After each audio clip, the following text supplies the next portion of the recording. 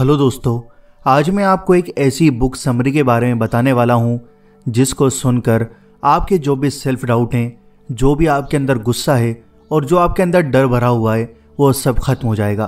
तो दोस्तों आइए जानते हैं इस बुक समरी के बारे में। इस बुक का नाम है success through a positive mental attitude. दोस्तों, क्या आपका कोई गोल है? क्या आप अपनी ज़िंदगी में कुछ अचीव करना चाहते हैं? क्या आप जानना चाहते हैं कि गुस्सा, डर और सेल्फ डाउट को कैसे दूर किया जाए? क्या आप ज़्यादा मोटिवेशन और अपने सपने को हासिल करने के लिए डट कर खड़े रहने की क्वालिटी को निखारना चाहते हैं? अगर आपका जवाब हाँ है तो इस वीडियो को पूरा एंड तक ज़रूर देखना। दोस्तों, इस बुक के लेखक हैं नेपोलियन हिल। नेपोलियन हिल ने सक्सेस हासिल करने के लिए कई प्रिंसिपल्स के बारे में बताया है। उन्होंने एक अच्छी ज़िंदगी जीने के लिए पॉजिटिव मेंटल एटीट्यूड की इम्पोर्टेंस पर हमेशा जोर दिया है। तो दोस्तों, हम आपको इस बुक के अंदर 8 पॉइंट्स के बारे में बताएंगे। तो आइए जानते हैं point number 1, positive mental attitude विकसित करके अपने लक्ष्य तक आपको किस तरह से पहुंचना है।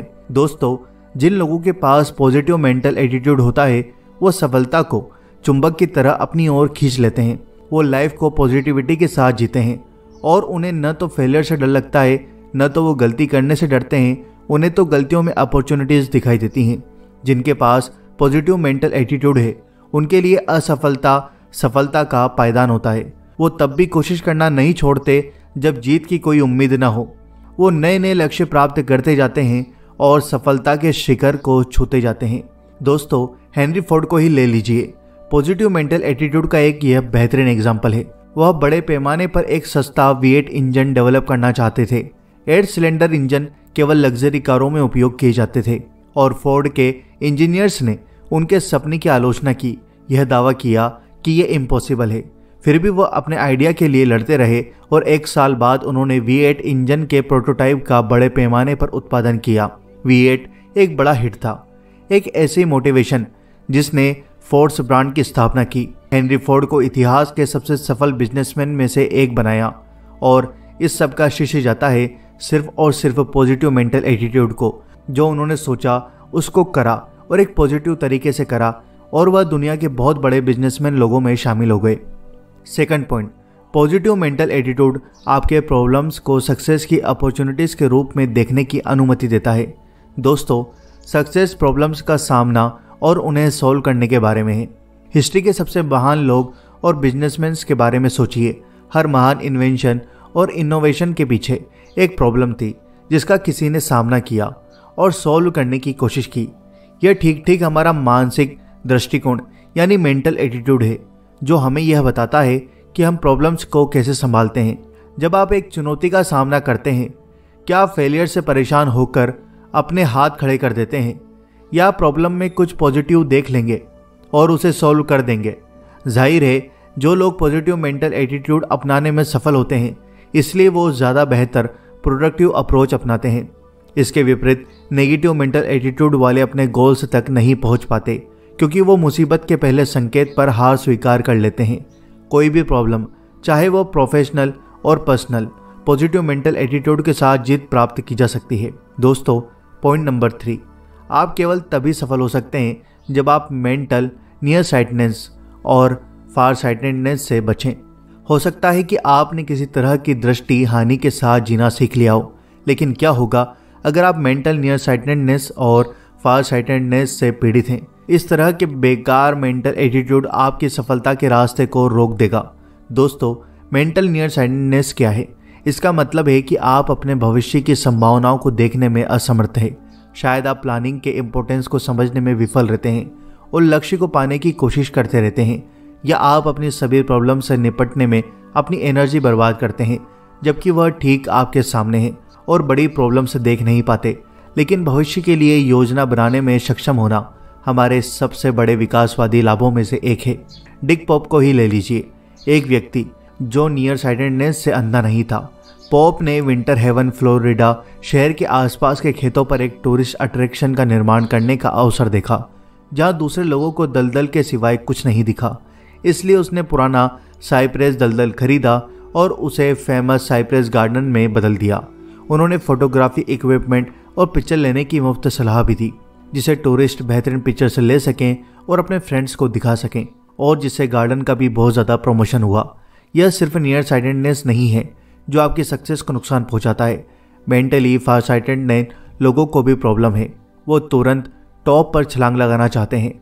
वो फ्यूचर का सपना देखते हैं लेकिन उन चीज़ों पर काम करना भूल जाते हैं जो उन्हें वहां पहुंचाएगी। सीढ़ियों पर चढ़ना भूल जाते हैं और डायरेक्ट सोचते हैं कि मैं छत पर चढ़ जाऊं।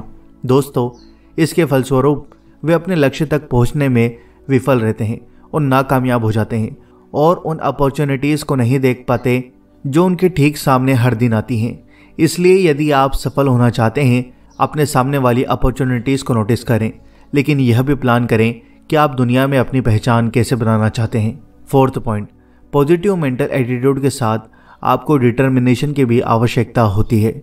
दोस्तों, पॉजिटिव मेंटल एटीट्यूड आपको सक्सेस के लिए एक ठोस आधार देता है, लेकिन यह डिटर्मिनेशन और मोटिवेशन के साथ होना चाहिए। दुनिया को अपनी सारी कठिनाइयों को दोष देने के बजाय आपको इसे उस जगह में बदलना चाहिए जिसमें आप रहना चाहते हैं। जब आप महसूस करेंगे उस बदलाव को, आपका मोटिवेशन बढ़ेगा जो आपको अपनी लाइफ में नई ऊंचाइयों तक पहुंचने की अनुमति देगा। लेकिन ध्यान रखो कि आपके डिटर्मिनेशन के साथ साथ आपको गोल्स की भी आवश्यकता होगी। आप अपने गोल्स को लिख लें और उनके साथ समय सीमा भी लिख लें।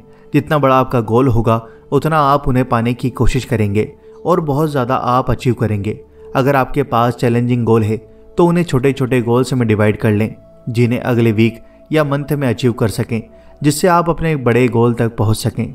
फिफ्थ पॉइंट, ऑटो सजेशन का उपयोग करके अपने गोल्स को अपने सबकॉन्शियस में रखें। दोस्तों, हमारे एक्शंस हमारे कॉन्शियस डिसीजंस का रिजल्ट हैं, राइट? बिल्कुल नहीं दोस्तों, हमारा सबकॉन्शियस माइंड हमारे ऊपर एक शक्तिशाली प्रभाव डालता है, हमारे सपनों को भी प्रभावित करता है, इच्छाओं, ज़रूरतों और साथ ही साथ हमारे व्यवहार को चलाता है। शुक्र है कि हम इस सबकॉन्शियस माइंड की पावर का दोहन कर सकते हैं और ऑटो सजेशन का यूज़ करके अपने लाभ के लिए इसका उपयोग कर सकते हैं। ऑटो सजेशन की मदद से हम अपने गोल्स एंड विशेस को अपने सबकॉन्शियस माइंड में रोक सकते हैं। यह बदले में हमारे विचारों और हमारे जीवन को प्रभावित करेगा, चाहे वो हमारी हेल्थ हो, फाइनेंस हो, रिलेशनशिप हो या फिर कुछ भी काम हो। ऑटो सजेशन हमें हमारे किसी भी गोल तक पहुंचने में बहुत ज़्यादा हेल्प कर सकता है। तो आप ये कैसे कर सकते हैं? आप दिन में 2 बार ज़ोर ज़ोर से एक सेंटेंस पढ़कर शुरुआत कर सकते हैं, जैसे आप इस साल कितना पैसा कमाना चाहते हैं। आपका सबकॉन्शियस माइंड इसे याद रखेगा और आपके कॉन्शियस माइंड को उन चीज़ों की तलाश करने के लिए प्रभावित करेगा जो आपको वहाँ ले जाएंगी, जैसे कि नए काम के अवसर या फिर कोई भी बिजनेस या फिर कोई भी स्टार्टअप आप शुरू कर लेंगे और बहुत सारा पैसा कमा लेंगे। पॉइंट 6, अपनी हैबिट्स को बदलकर अपना बिहेवियर बदलें। दोस्तों, हम जानते हैं कि हमारी भावनाएं हमारे कार्यों को प्रभावित करती हैं, लेकिन इसका उल्टा भी सच है। हमारे कार्य हमारी भावनाओं को भी प्रभावित करते हैं। दोस्तों, इसलिए अपने बिहेवियर को मॉडिफाई करें। हम अपनी भावनाओं को प्रभावित और बदल सकते हैं। बेंजामिन फ्रैंकलिन पर विचार करें। फ्रैंकलिन ने खुद को और अपने बिहेवियर को बेहतर बनाने के लिए कड़ी मेहनत की। वो अपने बिहेवियर को बदलने के लिए समय समय पर संयम का अभ्यास करते रहे, जब तक कि उन्हें उस विशेष गुण में महारत हासिल न हो गई हो। एक बार उन्होंने एक गुण में सक्षम महसूस किया, वह अगले में महारत हासिल करने के लिए रेडी हो गए। इस तरह से हमारे बिहेवियर को बदलें, हम खुद को भी बदलते हैं और जितना अधिक हम इन गुणों पर काम करते हैं उतने ही वे हमारा हिस्सा बनेंगे। पॉइंट 7, कभी हार न माने और हमेशा किसी ऐसे मिसिंग पीस की तलाश करें जो आपके रास्ते में आपकी मदद कर सके। अक्सर हमारे प्लान्स पूरे नहीं होते क्योंकि पजल का लास्ट पीस मिसिंग रहता है। पॉजिटिव मेंटल एटीट्यूड वाले लोग जानते हैं कि उन्हें हमेशा इस लास्ट पीस की तलाश में रहना चाहिए। यदि आप अपनी सोच में नकारात्मक रवैया यानी नेगेटिव एटीट्यूड लाते हैं तो 100% आपको असफलता ही मिलेगी, आप नाकामयाब होंगे। लेकिन अगर आप असफल हो गए तो इसके बारे में सोचो और खुद से पूछो, इससे ज़्यादा आप क्या कर सकते थे? वह खास चीज़ क्या है जो आपके प्रोजेक्ट को और आगे ले जा सकती थी? राइट ब्रदर्स ऐसा करने में माहिर थे। वो सफल हुए जहां अन्य लोग असफल रहे, क्योंकि उनके पास मजबूत पॉजिटिव मेंटल एटीट्यूड था। अपने एयरप्लेन डिज़ाइंस के फेल होने पर निराश होने के बजाय उन्होंने उस मिसिंग पीस को देखा। प्लेन के विंग्स पर लगे मूवेबल फ्लैप्स, इन फ्लैप्स ने पायलट को अलग अलग पोजीशंस पर विंग्स को रखने का कंट्रोल दिया और प्लेन को स्थिर रखने में सक्षम बनाया। इस पीस को हमेशा के लिए खो दिया गया होता अगर भाइयों में नेगेटिव मेंटल एटीट्यूड होता और उनका सपना कभी साकार न होता। इसलिए कभी भी नेगेटिव मेंटल एटीट्यूड मत रखो, हमेशा पॉजिटिव मेंटल एटीट्यूड रखो, तभी आप अपने सपने को साकार कर पाओगे और अपनी ज़िंदगी में कामयाब हो पाओगे और बहुत सारा पैसा कमा पाओगे। पॉइंट 8, खुद को मोटिवेट करके दूसरों को मोटिवेट करें। जब बात मोटिवेशन की आती है, हम दूसरों से मोटिवेटेड होते हैं और बदले में दूसरों को मोटिवेशन देते हैं। सबसे पहले आपको खुद को मोटिवेट करने में सक्षम होने की आवश्यकता है। मोटिवेशन वह है जो आपकी चॉइसेस को नियंत्रित करती है। इसके बिना आप सफलता की दिशा में कोई प्रोग्रेस नहीं कर सकते, इसलिए यह आपकी यात्रा के लिए सर्वोपरि है। अपने मोटिवेशन को प्रज्वलित करने के लिए उन सभी चीज़ों की लिस्ट बनाएं जिन्हें आप अचीव करना चाहते हैं और कब तक उन्हें अचीव करना चाहते हैं, और फिर अपनी हैबिट्स को बदलने पर काम करें। मोटिवेटेड होने के नए तरीके हैं, लेकिन सिंपल फॉर्मूला है कि आगे बढ़ते रहें। इसे पढ़ने के बाद वापस न बैठें और अपने आप से यह न कहें कि इसे बाद में कर लेंगे। दोस्तों, थॉमस एडिसन की मां ने उन पर भरोसा किया था, तब भी वह दुर्व्यवहार कर रहे थे और अपमानजनक छात्र थे। वो अपने बेटे की साइड खड़ी रहीं, तब भी जब वह कथित रूप से असफल हो रहे थे, चाहे वह बच्चा हो या बड़ा। भरोसे के साथ किसी को भी प्रभावी ढंग से मोटिवेट करने के लिए आपको उस पर भरोसा जताना ही होगा, तभी वह अपनी ज़िंदगी में सक्सेस होगा और अपने नेगेटिव मेंटल एटीट्यूड को चेंज करके पॉजिटिव मेंटल एटीट्यूड में चेंज करेगा। दोस्तों, जब आप ऐसा करोगे तभी आप अपनी ज़िंदगी में सफल हो पाओगे। तो दोस्तों, मुझे उम्मीद है कि आपको पॉजिटिव मेंटल एटीट्यूड के बारे में यह बात समझ में आ गई होगी। दोस्तों, अगर आपका कोई सवाल है तो आप हमसे कमेंट करके पूछ सकते हैं, हम आपके कमेंट का रिप्लाई ज़रूर करेंगे। अगर आपको वीडियो पसंद आई है तो वीडियो को लाइक ज़रूर करो, शेयर करो और चैनल पर नए हो तो सब्सक्राइब करके बेल आइकन ज़रूर दबा दो, ताकि हम जब भी कोई वीडियो डालें तो उसका नोटिफिकेशन आपको मिल जाएगा। Thanks for watching.